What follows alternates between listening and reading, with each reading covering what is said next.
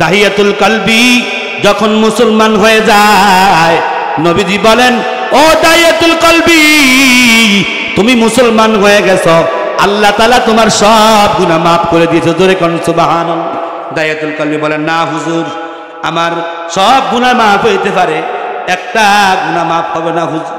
এই কথা বলে দাহিয়াতুল কলবি আল্লাহু আকবার দু চোখ বলে ঝড় ঝড় করে চোখের পানি ছেড়ে দিয়ে বললেন, নবী গো, আমি মুসলমান হয়েছি ঠিক, আল্লাহ সব গুনাহ মাফ করলো, আমার একটা গুনাহ মাফ করতো না গো নবী। নবীজি বলেন, কি গুনাহ দাহিয়াতুল কলবি বলা? এবার দাহিয়াতুল কলবি বলে, হুজুর তাহলে শুনেন, আমার একটা সন্তান ছিল হুজুর, আমি সফরে ছিলাম, 4 বছর পরে আমি আসলাম, আইসা দেখি আমার বাচ্চাটা সুন্দর হয়ে বড় হয়ে গেল, সুন্দর হয়ে গেছে, অনেক বড় হয়ে গেছে। আল্লাহু আকবার। বাচ্চাটার মাকে এসে বললাম, এই বাচ্চাটাকে কেন তুমি বাঁচিয়ে রাখলা, কেন তাকে ছোটবেলা মেরে ফেললা না? মেয়েটা বড় বুদ্ধিমতী, মেয়েটা বড় স্বামী, হে আপনি কত সুন্দর, আপনি কত সুন্দর, দেখেন আপনি কত সুন্দর দেখতে, হুবহু আপনার মতো। আমি মা কেমন করে গো স্বামী, আমার এই সন্তানটাকে আমি মেরে দেই, আমি আমার কলিজা মানে না গো, তাই আমি পারলাম না। দাহিয়াতুল কলবি বলে, একটা মেয়ের বাপ হয়েছি, ধিক্কার, নিজেকে ধিক্কার দিয়ে বলল, যাই হক, বুঝাইয়া বললেন, স্বামী হে, আপনি কত সুন্দর করে আল্লাহ আপনাকে বানাইছেন, আপনার সুন্দরের সুন্দরী নিয়ে রূপ নিয়ে আপনার মেয়েটা জন্মাইছে, তাই তো আমি আপনার মেয়ের নাম রাখছি জামিলা। জামিলা শব্দ অর্থ হলো সুন্দরী, এই সুন্দরী মেয়ে রাখছি নাম, তার অর্থ হলো সুন্দরী, হুবহু আপনার মতন হয়েছে, তাই আমি মারতে পারলাম না।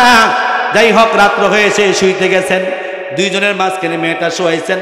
এই মেয়েটা 4 বছর পর বুঝ হয়েছে, আব্বা চিনে নাই, আব্বারকে ভালো করে দেখে নাই, আব্বাকে চিনে নাই। মার কাছে বারবার বলতো, মা আমার বাবা কই? মা বারবার বলতো, বাবা তোমার বাবা ব্যবসার কাজে সফরে গেছে, তোমার বাবা আসবে। এই মেয়েটা যখন বাবা পাইলেন, এদিন রাতে ঘুমাইলেন, একবার মেয়েটা বাবার দিকে বলে আব্বু, আরেকবার মেয়ে মায়ের দিকে তাকিয়ে বলে মা, আব্বা, আম্মা। এত সুন্দর টুকটুকি বাচ্চাটা, মেয়ে বাচ্চাটা, দুই দিকে ঘুমাই, এরকম একবার মাকে মা বলে ডাকে, বাবাকে বাবা বলে ডাকে, এরকম করতে করতে তারা ঘুমায় গেছে। দাহিয়াতুল কলবি ওই সমাজের প্রথা অনুযায়ী মেয়ে লোক হলে কলঙ্কিনী বোঝা হতো, গার্ডিয়ান ওই বাবা, তাই তার মনে একটা হিংসা জাগছে, বিবির কাছেও বলে না, মনে মনে একটা সিদ্ধান্ত নিলেন কি, সকাল হোক, আমার মেয়েটাকে আমি জীবিত দাফন করে দেব। জোরে বলেন নাউজুবিল্লাহ। যেই কল্পনা সেই কাজ। সকাল সূর্য উদয় হয়, স্ত্রীকে দাহিয়াতুল কলবি ডাইকা বলে, স্ত্রী হে, আমার মেয়েকে তুমি ভালো করে গোসল দিয়ে খাওয়াই দাও, আমি আমার মেয়েকে নিয়ে বেড়াইতে যাব। পাইয়ে দিলেন, বেড়ানোর কথা বলে নিয়ে মেয়েকে মা স্বামীর কথা শোনা দেরি করে নাই, ভালো করে গোসল দিলেন, সুন্দর কাপড় পরালেন, খাবার তুলে দিলেন, জনের মতন বিদায় দিলেন। দাহিয়াতুল কলবি এত সুন্দর মেয়েকে নিয়ে ওই পূর্বে রাতের কল্পনা অনুযায়ী তাকে খাদাইয়া অর্থাৎ জীবিত মেরে ফেলবে গর্ত করে, নিতে নিতে নিতে নিতে পাহাড়ের দূরে অদূরে পাহাড়ের পাদদেশে চলে গেছে। আল্লাহু আকবার কিতাবে সাক্ষী দেয়, দাহিয়াতুল কলবি ওই পাহাড়ের পাদদেশে গিয়ে গর্ত শুরু করতে লাগলেন। গর্তে করতে সময় তার দাড়িগুলো ছিল লম্বা, ভালুগুলো দাড়ির মধ্যে লাগতেছে, পাথরের কণাগুলো লাগতেছে। মেয়েটা দাঁড়িয়ে দাঁড়িয়ে দাড়িগুলো ছাড়তেছে, বাবা গো, ও বাবা, কার জন্য এত বড় গর্ত করো বাবা? এই গর্তের মধ্যে কি, কার জন্য গর্ত করো গো বাবা? এটা কিসের গর্ত বাবা? দাহিয়াতুল কলবি কোনো মায়া লাগে না, দয়া লাগে না। টুকটুকি মেয়ে বাচ্চা বাবাকে বলতেছে, একটু পরে বলে, যাও যাও, দূরে গিয়ে খেলা করো, কিছুক্ষণ পরে তুমি বুঝতে পারবা। দাহিয়াতুল কলবি মেয়ের কথা শুনে নাই, মেয়েকে দূরে দিয়ে খেলার জন্য বলছে, মেয়ে দূরে খেলা করতেছে। এদিকে দাহিয়াতুল কলবি নির্দয়া পিতা, নিষ্ঠুরী পিতা, মেয়েকে জীবিত মারি দেওয়ার জন্য গর্ত করতে লাগলেন। করতে করতে করতে করতে অনেক গভীর করে ফেললেন। গর্ত করা শেষ, গর্ত থেকে উঠে বাবা, এত বড় নিষ্ঠুর বাবা, ডাক দিয়ে বলে, গো জামিলা, মা আমার আয় আয়, দেখা যাগো মা, ওই গর্তের মধ্যে কি যেন একটা ফাঁকি দিলেন বাবা। নির্দয় নিষ্ঠুর বাবা ফাঁকি দিলেন। মেয়েটা নিষ্পাপ মেয়ে মানুষ, বাবা ডাক দিছে, আদরের কলিজার টুকরা বাবা, ডাকে সারা দিয়ে দেরি করে নাই, দৌড়ে হাজির হয়েছে। বাবা কই কই, আব্বু কোথায়? কই গর্তের মধ্যে তো কিছু দেখি না। কই দেখ, বাড়া করে দেখ। ইয়া রাসূলুল্লাহ, আঙ্গুলটা ভালো করে এরকম মাথাটা একটু নত করেছি, আমি বাবা হয়ে নিষ্ঠুরের পরিচয় দিয়ে পিছন দিক থেকে ধাক্কা দিয়া আমার এই মেয়েটাকে আমি গর্তের মধ্যে ফেলাই দেই। নাউজুবিল্লাহ। ইয়া রাসূলুল্লাহ, আমার মেয়েটার আর্তনাদ আমি আজও শোকে ভাই। আমার মেয়েটা গর্তে গর্তে ধরে একটা ডাক দিলে, বাবা কেমন করে গো আমাকে গর্তে পালাইয়া দিলা? ও বাবা, আমাকে কেন গর্তে পালাইলা আমি তো বুঝি না। ও বাবা, এই গর্ত থেকে আমাকে উঠাও। নির্দয়াময় নিষ্ঠুর বাবা তার কথা তো শুনেই নাই, বরং কলিজার মধ্যে পাথর বাইন্দা পাষণ্ডের পরিচয় দিয়া পাথর আর বালু পালাইতেছে। আবার মেয়েটা দুইটা হাত তুলে ডাকতেছে, গো বাবা 4টা বছর আমি তুমি কিরকম তোমাকে দেখার জন্য পাগল ছিলাম গো বাবা। কই আমি আমার মাকে বলছি যে মা আমার বাবা কই? আজকে আমি আমার বাবাকে দেখি না, আমি তোমাকে দেখার জন্য কলিজাটা ছটফট করেছে বাবা। আজকে আমি জানতাম না, আজকে বাবা বুঝি তুমি আজরাইল হইয়া আমার সঙ্গে আসছো বাবা। আমি যদি জানতাম বাবা, তাহলে আজকে তোমার সাথে আসতাম না রে বাবা। ও বাবা, আমাকে মাইরো না, আমাকে বাঁচাও। ও বাবা, যদি আমি তোমার ঘরে জন্ম নেওয়ার কারণে তোমার সমাজে কলঙ্কিনী হয় বাবা, দেশে দেশে ভিক্ষা করে খামু, তারপরে তুমি আমাকে জানে মাইরো না। ও বাবা, আমাকে তুমি মাইরো না, মাইরো না। আল্লাহু আকবার বলেন না। ছোট বাচ্চাটা কান্না করে নির্দয়াময় ও দাইয়াতুল কালবির মনে একটু দয়া লাগলো না, মাটি চাপা দিতেছে। বাচ্চাটা আবার বলতেছে, ও বাবা তোমাকে বাবা পরিচয় দেব না, আমাকে তুমি মাইরো না। ও বাবা, আমি ভিক্ষা করে খাবো মানুষের দ্বারে দ্বারে বারে বারে, কারো কাছে বলবো না তুমি আমার পিতা, আমাকে মারিও না। কারো কথা শোনেন নাই। ও পর্দার অন্তর আড়ালে আমার মা সমাজে এরকম ধিক্কান্বিত ছিল গো মা। দিন ছিল না, বদ্দিন ছিল। কলিমার বদলতে, নবীর বদলতে তোমাদের দাম হয়েছে। শোনো শোনো, মনোযোগ দিয়া শোনো। এখানে শেষ না। দাইয়াতুল কালবি মেয়ের কোনো আত্মনাদ শুনলেন না, না শুনে সর্বশেষ জীবিত অবস্থায় দুইটা হাত তোলা অবস্থায় বাচ্চাটাকে একদম পাথর এবং মারি দিয়ে বাড়িতে চলে গেলেন। জোরে বলেন নাউজুবিল্লাহ। ও দয়াল নবী, এই কথা বলতে দেরি, কিতাবে সাক্ষী দেয় নবীজির চোখ মুবারক দিয়ে পানি। আল্লাহু আকবার বলেন। আহারে আল্লাহু আকবার। দাইয়াতুল কালবির দুই গাল বেয়ে পানি যেন সাগর থেকে, যেন জান্নাত থেকে পানি পড়তেছে। আল্লাহু আকবার। যেন পাহাড় থেকে এরকম পানি ঝাইরা দিলে যেরকম দৌড়িয়ে চলে আসে। দাইয়াতুল কালবি চিৎকার মেরা মেরা বলে, নবী আমার দিনবেলা সারাদিন যায় এই টেনশনে, রাত্রেবেলা আমার ঘুম আসে না। যেন আমার মেয়েটা আমাকে দায়িত্ব রেখে বলে, আব্বা তুমি আমার বাঁচাও। নবী গো, আমি মুসলমান হয়েছি ঠিক, এই গুনাহ মনে আল্লাহ মাফ করবে না। আমার নবী একটা ধমকি দিলে, তুমি থামো, তুমি যেই সময় এই কাজ করেছো তখন তুই মানো নাই। তুমি জানুনি আমার মালিক আমার সাথে ওয়াদা করেছে। ও কলমা পড়ে নেওয়ালা ইমানদার, তুমি জানো না কলমার কত দাম? মুখ তুমি বলে কলমা পড়ছো তো, কলমার জন্য গলাটা তুমি ছুরির নিচে দাও নাই, কলমার জন্য কলিজাটা ছিঁড়ে নাই। আমির হামদার মতো কলমা পরে সাহাবায়ে কেরামের মতন শহীদ হয় নাই। এই জন্য কলমার ওজন বোঝো না। আযান দিলে গারফাক দিয়ে মসজিদ থেকে চলে যাও। কথা কোন ঠিক না ব্যাঠিক? জানো না ভাই। ওই দাইয়াতুল কালবিকে ধমক দিয়ে নবী বলেন, থামো দাইয়াতুল কালবি, তুমি ওই যেই জামানায় ঘটনাটা করছো তখন তোমার ঈমান ছিল কুফরি মতবাদ ছিল, এখন তুমি কুফর থেকে মুক্ত ঈমানদার হয়েছো। আল্লাহ তোমার এই গুনাহটাও মাফ করেছে। জোরে কোন সুবহানাল্লাহ। নারে তাকবীর। আরো জোরে বলেন নারে তাকবীর। মুসলমানের দাম আছে না নাই? দাইয়াতুল কালবি তখন শান্ত হলেন, এরপর কান্না বন্ধ হয় না। আমার ভাইয়েরা, ওই যুগে এই করুণ কাহিনী দেখে নবীজির কলিজা অত্যন্ত কাম্পন সৃষ্টি হয়ে গেছে। নবীজির এবার ইসলামের ঘোষণা আসলো, ইসলামী রাষ্ট্র কায়েম হয়ে গেল। নবীজি ঘোষণা করে দিলেন, আজ থেকে কোনো মুসলমানের ঘরে কোনো মহিলা জন্ম নিলে আর কখনো এরকম ধিক্কারের কারণ হবে না, কখনো কলঙ্কির বোঝা হবে না, বরং মহিলারা হবে দুনিয়ার মধ্যে মানুষ যেরকম সৃষ্টি শ্রেষ্ঠ, মহিলারাও শ্রেষ্ঠ। জোরে কোন সুবহানাল্লাহ। নারে তাকবীর। আল্লাহু আকবার করতে পারে না, মুহাব্বত বলেন নারে তাকবীর। দিন ইসলাম, দিন ইসলাম। দুইটা হাত উঠে বলেন দিন ইসলাম, দিন ইসলাম। আল কোরআনের আলো অন্তরে জালো, অন্তরে জালো নারায়ে তাকবীর মারহাবা বলেন। মুহতারাম হাজিরিন, আমার বাবাজিরা, আমার মায়েরা, এই হলো কলমার ইতিহাস। একটা বললাম, হাজার হাজার ইতিহাস আছে। ইসলামে কলমার কত দাম, এই জন্য যুবক নামাজ পড়ে না, কলমার ওজন বোঝে না। কলমার জন্য ইমানি পরীক্ষা দিয়েছেন, বাস্তব জীবন দিয়েছেন।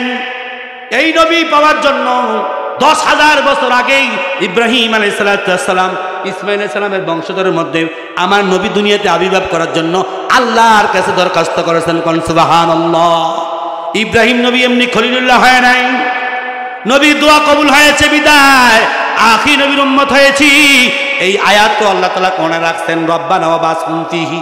লম্বা ঘটনা, কথা কোন ঠিক না ব্যাঠি? আমার কথা হলো এই আয়াতের মাধ্যমে ইয়া আইয়ুহাল্লাযীনা আমানু, ইয়া আইয়ুহাল্লাযীনা আমানু তাকুল্লাহ ওয়া কুনু মা'আস সাদিকিন। বলেন, ইমানদারের শরণাপন্ন হওয়া লাগবে কি লাগবে না? হক ওলামায়ে কেরামের সাথে সম্পর্ক করা লাগবে কি লাগবে না? বলেন, মসজিদের সাথে সম্পর্ক করা লাগবে কি লাগবে না? বলেন, কোরআনের সাথে সম্পর্ক করা লাগবে কি লাগবে না? বলেন, নবীদের সুন্নতের সাথে সম্পর্ক করা লাগবে কি লাগবে না? বলেন, যদি লাগাইতে চাও আর লাগানেওয়ালা হয়ে যাও, নবীজি বলেন, আল্লাহ বলেন, কুল ইন কুনতুম তুহিব্বুনাল্লাহ ফাত্তাবিউনি ইউহিব্বুকুমুল্লাহ ওয়া ইয়াগফির লাকুম ওয়াল্লাহু গফুরুর রহিম ওয়া ইয়াগফির লাকুম যুনুবাকুম ওয়াল্লাহু গফুরুর রহিম।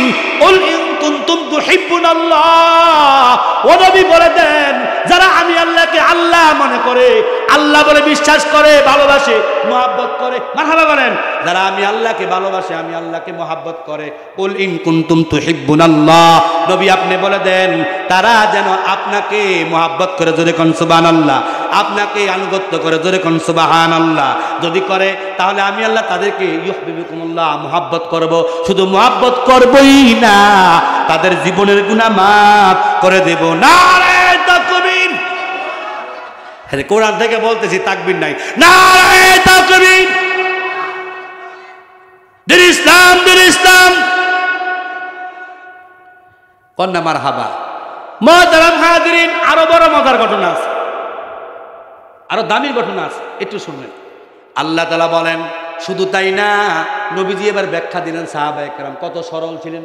ইয়া রাসূলুল্লাহ, আল্লাহ তাআলা বলছে, যারা আল্লাহকে ভালোবাসি, আল্লাহকে বিশ্বাস করি, ইমানদার, আল্লাহ তাআলা বলছে আপনাকে আনুগত্য করার জন্য, নবী আনুগত্য করার জন্য আমরা আমাদের ছেলে মেয়ে দিয়ে দিয়েছি, স্ত্রী বাচ্চা বিদায় করে দিয়েছি। নবী মা সারসি, বাপ সারসি, মক্কা যাইরা নবী গো, মদিনায় আপনার সাথে আছি। সুবহানাল্লাহ বলেন না? এরপর আল্লাহ কি চায়? নবীজি বলেন, এরপরে আল্লাহ তাআলা বুঝাইতে চায়, মান আহাব্বা সুন্নতি ফাকাদ আহাব্বানি ওয়া মান আহাব্বানি কানা মাই ফিল জান্নাহ। জোরে কোন সুবহানাল্লাহ। নবীজি কয়, আমাকে আনুগত্য করার মানে হলো আমি নবীর সুন্নতের ইত্তেবা করা, সুন্নতের অনুকরণ করা। জোরে কোন না সুবহানাল্লাহ। বলেন, দাড়ি রাখা কি রাখবেন নি? সবাই দাড়ি বাজান, দাড়ি রাখবেন নি? বলেন, যারা দাড়ি রাখা উঠার পরে দাড়ি কাটতালায়, আর এটার একটা মাপকাঠি সর্বশেষ মাসালা ক্রমে এক মুষ্টি এইভাবে, এরপরে আগ পর্যন্ত যারা কাটতালায় তারা সাসার মতন সমান। আমি আজকে বলে দেই, আপনারা মনোযোগ দিয়ে শুনেন, যারা দাড়ি কাটেন তারা হলো ফাসেক, আর ফাসেকের দোয়া কবুল হয় না। জোরে কোন নাউজুবিল্লাহ।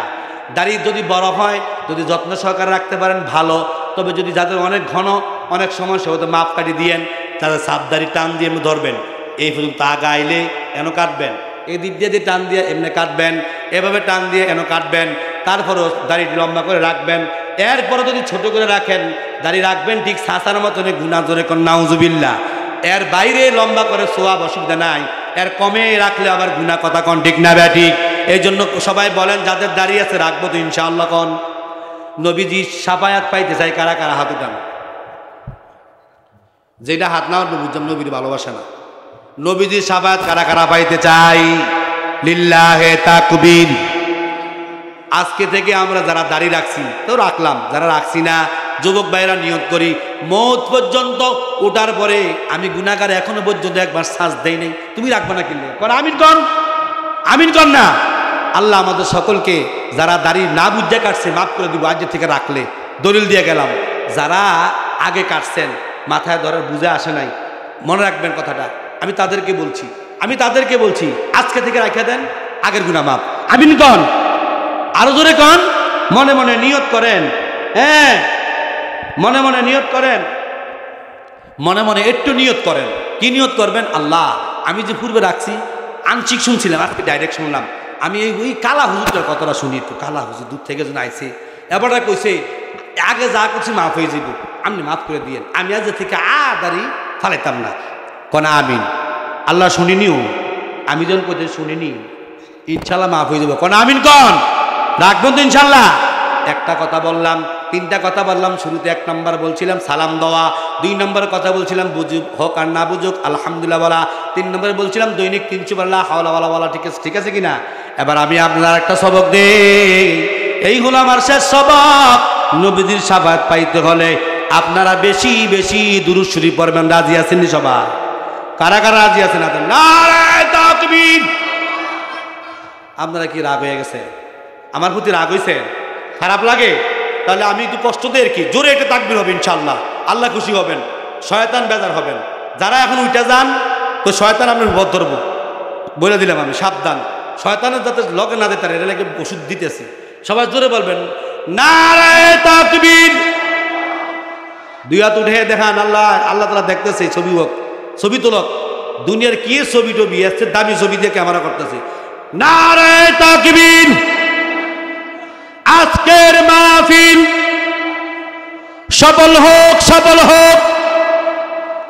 এই এলাকার পক্ষ থেকে লাল গোলাপ শুভেচ্ছা বলেন, এই এলাকার পক্ষ থেকে সকল কবরবাসীকে আল্লাহ তাআলা আরামের ব্যবস্থা করেন। কোন আমিন। কি পরিমাণ নিয়ামত আল্লাহ আমাকে দিয়েছেন, তার নিয়ামত ভোগ করে আমি আমার মতন নাফরমান বান্দা, আমার মতন নালায়েক গুনাহগার বান্দা, তার নিয়ামতের শুকরিয়া আদায় করে শেষ করতে পারবো না। কথা কোন ঠিক না বেটি?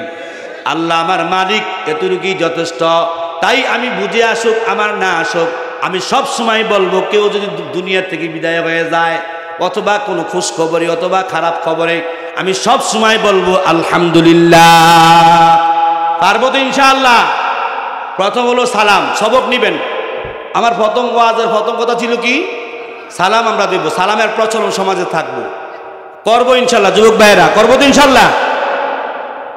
ছেলে মা বাবা ছেলে মেয়েকে সালাম দিবেন, ছেলে মেয়েরা মা বাবাকে সালাম দিবেন, হুজুর মুসল্লিদেরকে সালাম দিবে, মুসল্লিরা হুজুরকে সালাম দিবে, শিক্ষক ছাত্রদেরকে সালাম দিবে, ছাত্ররা শিক্ষককে সালাম দিবে। সালামের জন্য কে আগে কে পরে, কে বড় কে ছোট, এটার কোনো ভেদাভেদ নাই।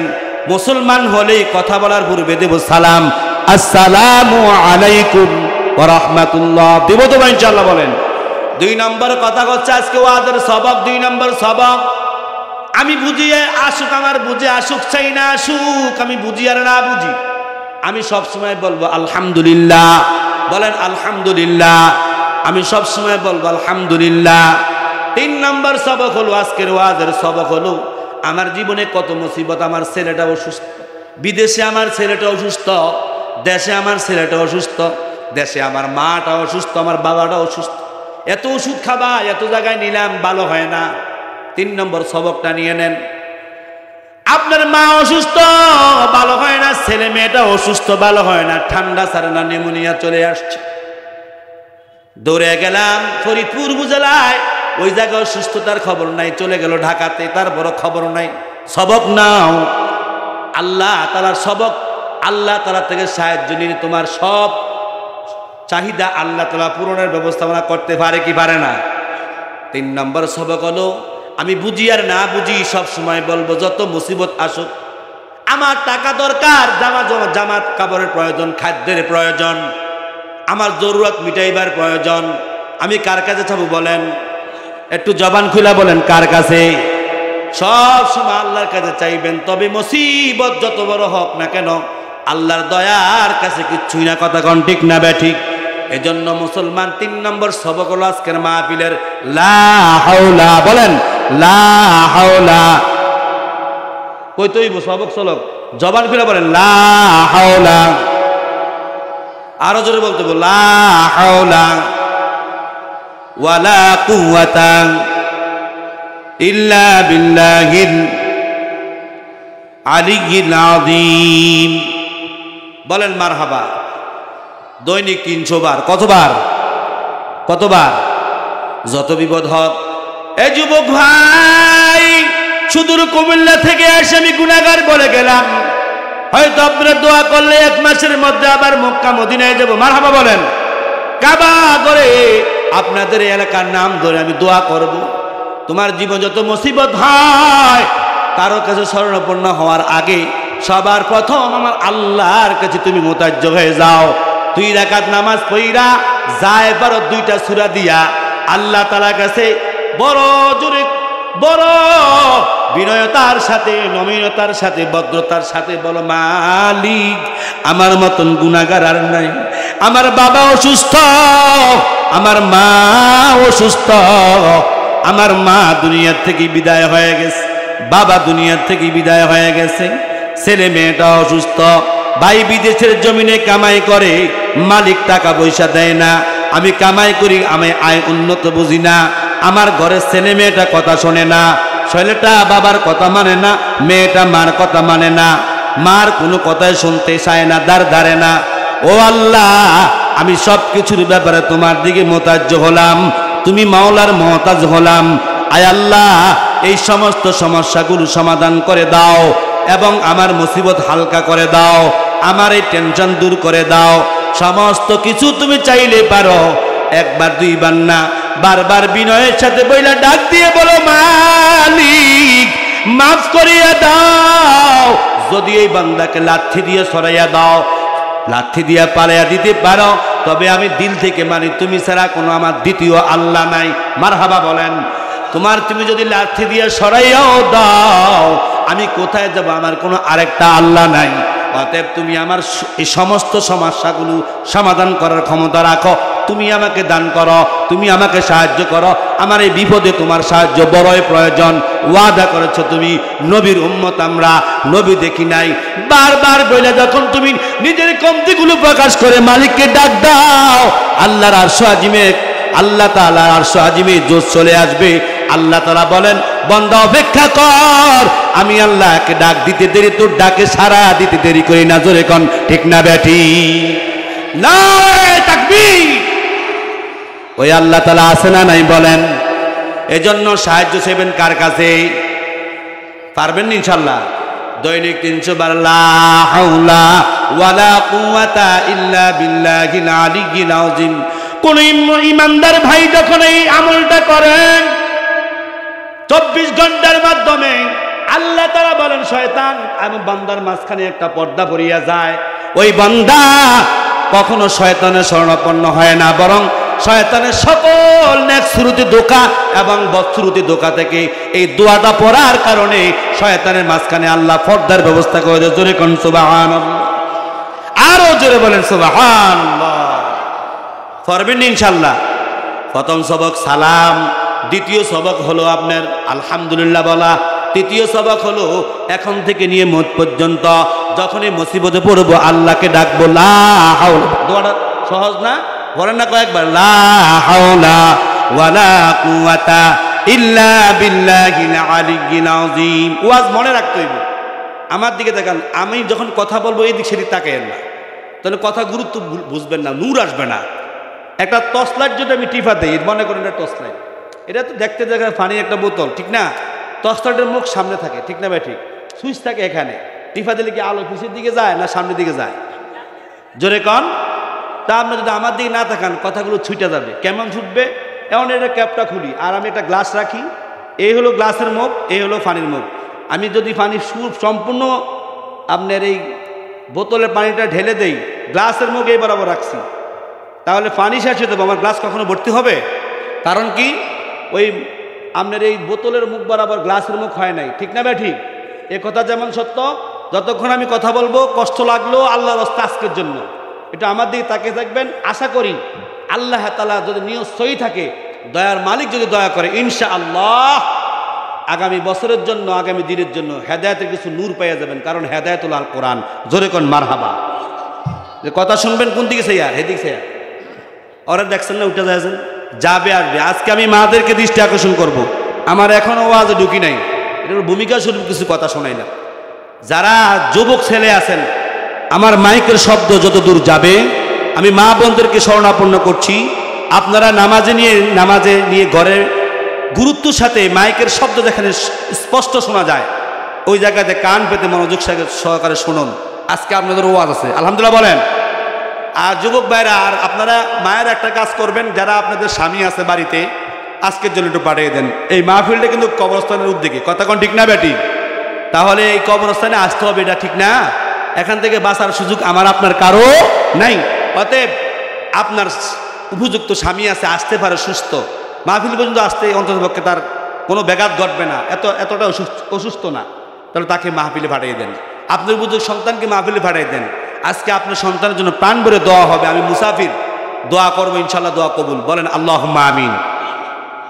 মুহতারাম হাজিরিন, এজন্য বলতেছিলাম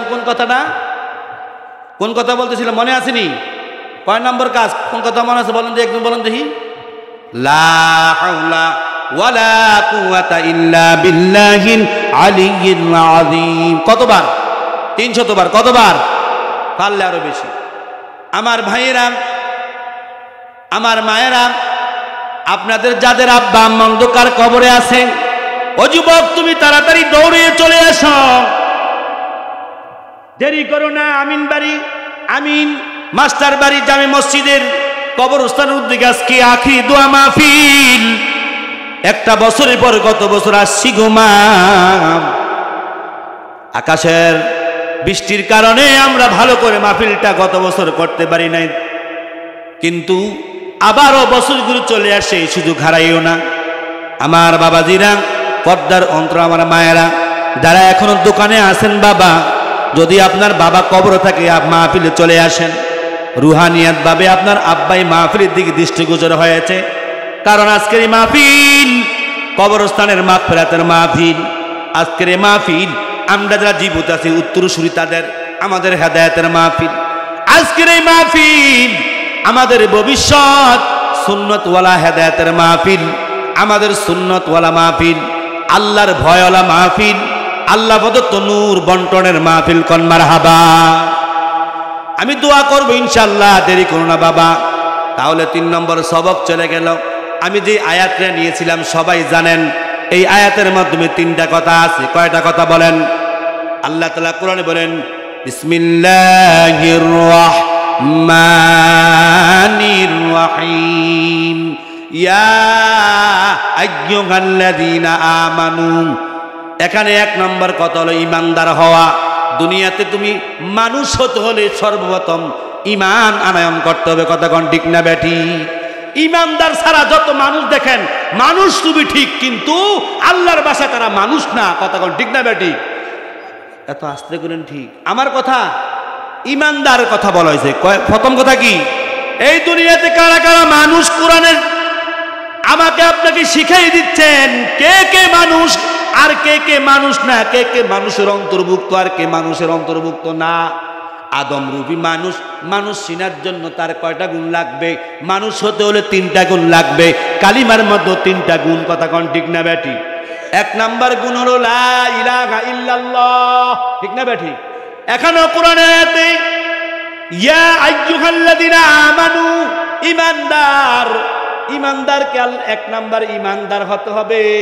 ইমানদারের জন্য আল্লাহ তাআলা ঘোষণা করলেন ইয়া আইয়ুহাল্লাযীনা আমানুত্তাকুল্লাহ, আমানুত্তাকুল্লাহ। ইমানদারের জন্য শর্ত হলো আমি আল্লাহকে ভয় করো, আমি আল্লাহকে ভয় করার মতন ভয় করো, আমি আল্লাহকে ভয় করো। এটা কার জন্য কথা বলেন? যারা ঈমান আনছেন তাদের জন্যই কথা, কথা ঠিক না না ঠিক? আর যারা, আমি বলছি আমাদের তাকায় থাকেন, খুব মজার কথা মনে হয়েছে। ইনশাআল্লাহ আপনারা দোয়া করেন, আল্লাহ পাক বলার তৌফিক দেন। কোন আমিন। ইয়া আইয়ুহাল্লাযীনা আমানু, মানুষ হতে 1 নাম্বার তোমাকে ঈমান আনতে হবে, 2 নাম্বার আল্লাহকে ভয় করতে হবে, 3 নাম্বার কুনু মা'আস সাদিকিন, সত্যবাদী, হক উলামায়ে কেরাম, হক আল্লাহওয়ালা, হক নবীর ওয়ারিস, হক বুজুর্গানি দিনদের সাথে ভালো সম্পর্ক করতে হবে, কথা কোন ঠিক না বেঠিক? কে বলেন, কে বলেন? জোরে বলেন না, কে বলেন? এখন যারা অনেক লোক আছে, হুজুর কি আমনে কনে কথা, হকানি ওলামায়ে কেরাম ভাই আমি কই দেখছি কত হুজুর কত রঙের। কথা সত্য, কত হুজুর কত রঙেরই হবে, কারণ জামানা হলো শেষ জামানা, এটা হওয়াই স্বাভাবিক। তবে আপনাকে এই ব্যাপারে জিজ্ঞাসা করবেন, আপনাকে জিজ্ঞাসা করবে তুমি ঈমান আনছো কিনা। কথা কোন ঠিক না বেটি? আমানু বিল্লাহি ওয়া আমিনু বিল্লাহ, আমানু ওয়া আমিনু, ঈমান আনছো কিনা? সুবহানাল্লাহ বলেন না। তুমি ঈমান আনছো কিনা জিজ্ঞাসা করা হবে আগে, আপনাকে জিজ্ঞাসা করবে না অমুক হুজুর তুমুক হুজুর হেডা কইছে। কথা ঠিক না বেটি? বললাম না আমি একতলাফি কথা, কিন্তু আমাদের সমাজে এটার প্রচলন বেশি। অমুক মাওলানা, অমুক হুজুর, তুমুক হুজুর, ষড়যন্ত্র আর গীবত শেখায়েত, ওলামায়ে কেরামরা মাইক টাইমে উঠতে অমুকে হোমক করছে, আছে না নাই? তুমি বলো গীবত করা হারাম, কবিরা গুনাহ, আবার তুমি মাইক দিয়ে আর হুজুরের ব্যাপারে বিরুদ্ধে কথা কও, তাহলে তোমার কথাই তুমি ঠিক নাই। কথা কোন ঠিক না বেটি? সমালোচনা করা হালাল না হারাম? জোরে কয় না। সমালোচনা করা হালাল না হারাম? শুধু হারাম না, কুকুরের পায়খানা খাওয়া যেরকম হারাম, মানুষের পায়খানা খাওয়া যেরকম হারাম, সমালোচনা করা তার চেয়েও মারাত্মক হারাম। জোরে বলেন নাউজুবিল্লাহ। এটা কি কুষ্ঠু ব্যারাম? এটা কি ব্যারাম? কথা কয় না। কুষ্ঠু ব্যারাম কি ব্যারাম? এটা কুষ্ঠু ব্যারাম, এটা হার্ট অ্যাটাকের রোগী, যে কোনো মধ্যে অ্যাটাকে মরে যেতে পারে। স্ট্রোক আগে কইছে হার্ট ফিল করছে, এটার নাম যে স্ট্রোক হয়েছে। কি হয়েছে? স্ট্রোক। কি স্টক করে গেছে গা? আগে এটা মুরব্বীরা কইছে, আমার দাদা কইছে হাতে হার্ট ফিল করছে। মুরুক্ষ মানুষ ছিল তো, কম শিক্ষিত আছে নাকি, হার্ট ফিল করতো আগে। এটা কইছে, এটারে কইছে অন স্ট্রোক।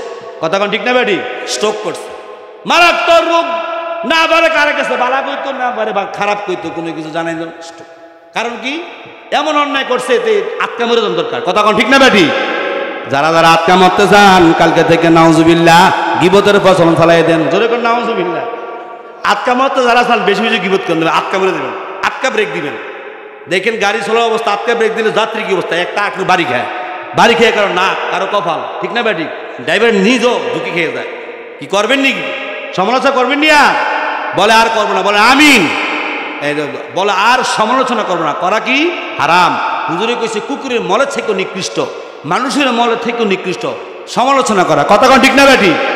যারা করে কোন ইমানদারের গুণ এটা না। ইমানের 70 থেকে 77 শাখা আছে। ইমানদারের বৈশিষ্ট্য, এর মধ্যে একটা বৈশিষ্ট্য নাই যে সমালোচনা করা। কথা কোন ঠিক না বেটি? তামনে করবেন কেন?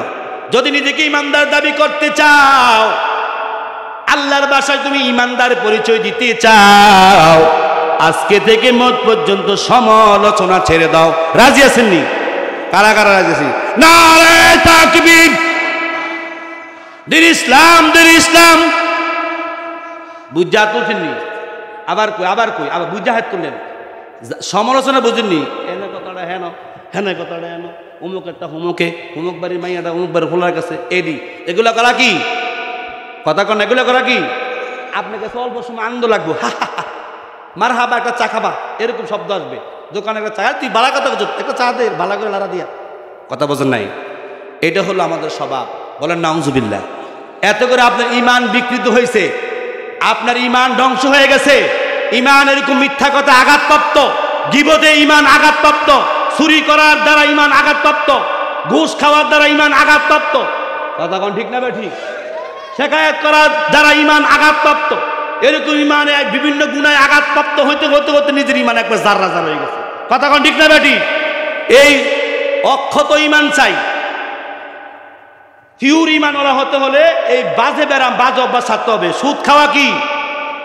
আল্লাহ রাস্তায় জানেন কইলাম, প্রাসঙ্গিক চলে আসছে। সুদ খাওয়া কি? মিথ্যা কথা বলা কি? বুঝা করেন কইলাম, আমি কই না, আল্লাহ কইছে। সুদ খাওয়া কি? মিথ্যা কথা বলা কি? গোশ দেওয়া কি? গোশ খাওয়া কি? আসতে কয় কেন? জোরে কন, এগুলা কি? হারাম কোন সব আছে? হারাম করে আর ঘর উচ্চারিত হয় না? প্রতি অরব 10 নাকি? তো হারাম কথা বয়ফ্রেন্ড কেন কন? বলেন সুদ খাওয়া কি? গীবত করা কি? সুদ দেওয়া কি? তারপরে জুয়া খেলা কি? কয় না, জুয়া খেলা কি? মদ খাওয়া কি? গাঞ্জা খাওয়া কি? ডাইল খাওয়া কি? ওই ফেন্সি ডিলের কি? ডাইল না, আবার বাজারের ডাইল না, মুসুরি খেসাই না। আল্লাহ আল্লাহ বুঝছেন, উল্টা বুঝছেন না, মুসুরি না, ডাইল নাম দিছে ডাইল। ইয়াব্বা, ইয়াব্বা খাওয়া কি? ধরে কন, ইয়াব্বা খাওয়া কি? এত আসতে কর, এটা যুবকরা জানে, অঙ্কা মুরুব্বী জানতো না ইয়াব্বা নাম। কথা বলছি, ট্যাবলেট, ট্যাবলেট খাইলে দেবদাসের মতো খায়। তুই কেডারে এমন খায়, চোখ টোক ফাঁক দিয়ে আমি করতে বলো, সমাজ ধরে ঘুমায় না। কথা ঠিক না ব্যাটি? এগুলা খাওয়া কি? এগুলা খাইয়া এগুলা করতে করতে করতে করতে করতে করতে ইমানটা ছিদ্র হয়ে গেছে। জাঞ্জুর ছিলেনি? জাঞ্জুর কথা কয় না। আপনি পানি কয়েক কেজি লয়ে রাখতে পারবেন? জাঞ্জুরও লইবেন তো উপরে যাবে, লইবেন তো পড়ে যাবে। ঠিক কোরআন হাদিসের কথা মসজিদে বলবে, মাহফিলে বলবে, যদি পূর্বের এই বেরামটি না ছাড়েন তো জাঞ্জুরের মতন ইমানই আপনার ইমান কি যাবে? এরকম জাঞ্জুর মার্কা ইমানদার আপনি বোঝেন নাই? আল্লাহ নূর ঠিকই লইবেন, দেহের মাধ্যমে শুনবেন, এটা জাঞ্জুরতে ঘুরে দেবো। জোরে কর নাউজুবিল্লাহ। তাহলে এই অভ্যাস ছাড়তে হবে কিনা বলেন?